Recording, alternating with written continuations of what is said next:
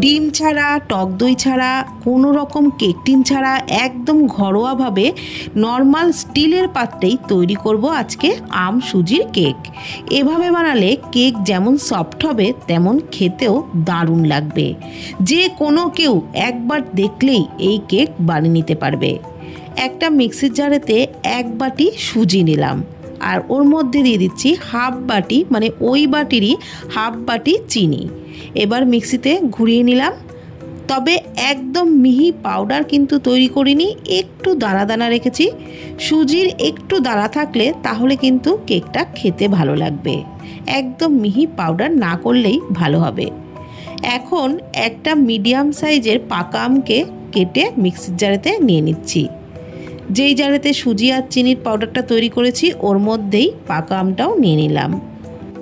আর আমটা যেন মিষ্টি হয় সেদিকে কিন্তু খেয়াল রাখবেন। এবারে আমের পাল্পটা তৈরি করে নিলাম আর ওই সুজি আর চিনির যে পাউডারটা তৈরি করে রেখেছিলাম তার মধ্যে দিয়ে দিলাম অল্প দুধ। একবারে কিন্তু বেশি দুধ দেওয়া যাবে না, অল্প অল্প দুধ দিতে হবে আর ব্যাটারটাকে ভালো করে ফেটিয়ে নিতে হবে। যত ভালো করে ফেটাবেন ততই কিন্তু কেক সফট হবে। এখন আমি এর মধ্যে দিয়ে দিলাম 2 টেবিল চামচ সাদা তেল। তারপর আবারও খুব ভালো করে ফেটিয়ে নিচ্ছি। আর ঠিক একদিকে করেই কিন্তু ফেটাতে হবে। যেহেতু এর মধ্যে টক দই ডিম কিছুই পড়েনি, তো সেই কারণে কিন্তু খুব ভালো করে ফেটিয়ে নিতে হবে, তাহলেই কেকটা দারুণ সফট হবে। এবারে ঢাকা দিয়ে 10 মিনিট মতো রেখে দিয়েছিলাম। 10 মিনিট পর ওই ব্যাটারের মধ্যে দিয়ে দিলাম কিছু ড্রাই ফ্রুটস। পছন্দ মতো ড্রাই ফ্রুটস দিয়ে দেবেন। আমি এখানে কাজু, আমন্ড আর পেস্তা কুচি দিয়েছি আর একটু টুটি ফুটিও দিলাম। তারপর খুব ভালো করে সমস্ত ড্রাই ফ্রুটসগুলোকে মিশিয়ে নিলাম আর তারপর দিয়ে দিলাম 1 প্যাকেট ইনো পাউডার। ইনোর মধ্যে সামান্য একটু দুধ দিয়ে আবারও খুব ভালো করে ফেটিয়ে নিলাম। বন্ধুরা, আমি এখানে ইনো পাউডার দিয়েছি, আপনারা ইনো পাউডারের পরিবর্তে বেকিং পাউডার, বেকিং সোডাও কিন্তু দিতে পারেন। ভালোভাবে ফেটিয়ে নেওয়া হয়ে গেছে। এখন ঘনত্বটা দেখিয়ে দিচ্ছি, দেখুন ঠিক এরকম ঘনই কিন্তু রাখতে হবে। এবার একটা স্টিলের থালা নিয়েছি, ওর মধ্যে একটু তেল ব্রাশ করে নিয়েছিলাম আগের থেকেই। তার উপরে একটা কাগজ দিয়ে দিলাম আর তার উপরে আবারও কিছুটা সাদা তেল ব্রাশ করে নিচ্ছি। আর আমি কিন্তু এখানে কোনো বাটার পেপার ব্যবহার করিনি, নর্মাল খাতার কাগজই ব্যবহার করেছি।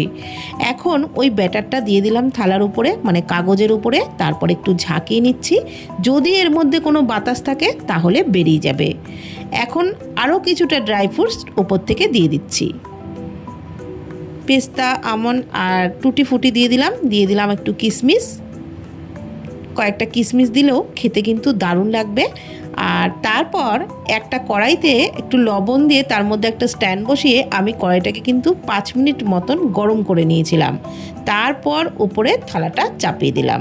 ঢাকনা চাপা দিয়ে গ্যাসের ফ্লেম লো টু মিডিয়ামে রেখে ঠিক 30 মিনিট মতন বেক করে নিয়েছি। 30 মিনিট পর ঢাকনা তুলে নিলাম।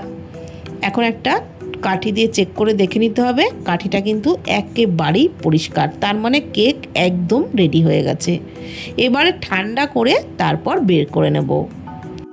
কেকটা পুরোপুরি ঠান্ডা হয়ে গেছে। এখন নিচে যে কাগজটা দিয়েছিলাম সেই কাগজটা তুলে ফেলে দেব। দেখুন নিচটাও কিন্তু দেখতে খুবই সুন্দর হয়েছে, একদমই কোনো পোড়াও লাগেনি, কিছুই হয়নি, খুবই সুন্দর। নিচটাও কিন্তু বেক হয়েছে আর উপরটা তো দেখতে দারুণ হয়েছে। কেউ বলবেই না যে এই কেক ডিম ছাড়া, টক দই ছাড়া তৈরি হয়েছে। যেমন সফট হয়েছে তেমন খেতেও কিন্তু অসাধারণ হয়েছিল। একদিন এইভাবে বানিয়ে দেখবেন, খেতে দারুণ লাগবে। এখনও বাজারে প্রচুর পরিমাণে পাকা আম পাওয়া যাচ্ছে, তো এই সময় একদম সময় নষ্ট না করে এইভাবে আম সুজির কেক বানিয়ে নিন। কোনো কেক টিনের প্রয়োজন হবে না, একদম ঘরোয়া স্টিলের পাত্রেই বানিয়ে নিতে পারবেন। শুধু মাপটা ঠিকঠাক রাখবেন, তাহলে আপনাদেরও কেক একদম পারফেক্ট হবে। তো ভিডিওটি কেমন লাগলো প্লিজ কমেন্টের মাধ্যমে জানাবেন। ফেসবুক থেকে দেখে থাকলে পেজটি ফলো করে নেওয়ার অনুরোধ রইল। ইউটিউব থেকে দেখলে চ্যানেলটি প্লিজ সাবস্ক্রাইব করে দেবেন। ভালো থাকবেন, সুস্থ থাকবেন, ধন্যবাদ।